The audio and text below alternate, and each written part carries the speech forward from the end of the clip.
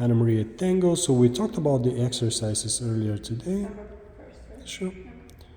And the exercises, they're basically going back and forth with the one we did the previous day. This is for the rise and fall in general, that it has four stages, I guess I should call them. All right.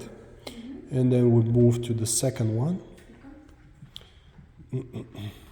Same position. There you go. So as you can see, she's tucking in most importantly, and it's the same position. There's no particular needs to change.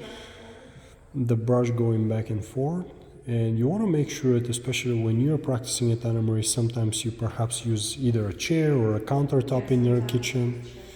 Your priority in dancing and just about any movement is always a control and balance. And as you can see, she can do it with both feet, which, yeah. And I believe she recommended doing it 4 and 4, I guess, or 8 and 8, something like this, you know. And you can find what works for you, but in general, you have to, you know, change them. Yeah. And then Alyona also talked about the way you're moving, and she was explaining how it's important for you to avoid just the tippy toes. Sometimes you go very high and that shrinks your steps, but you see when she's dancing, you see the compression, she's always staying low, and she thinks of her heel leads instead.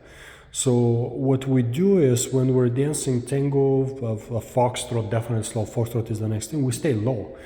And we try to travel through the heel area. When we're dancing fast dances such as rhythm and Latin, then we apply more forward poise for the purpose of compactness and speed if that's needed.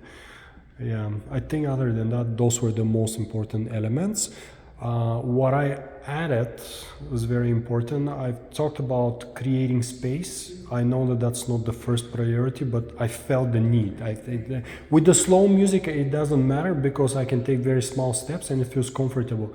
As soon as you start adding speed into it, I need to somewhat differentiate the slows and quicks by creating more space. I just need more space. That's really what it is. We also talked about posture. So extremely important. When I was coming from outside, the first thing I noticed was posture in general. So your sternum, your upper back does need to be open. And what happens sometimes is you tend not to, basically, yeah.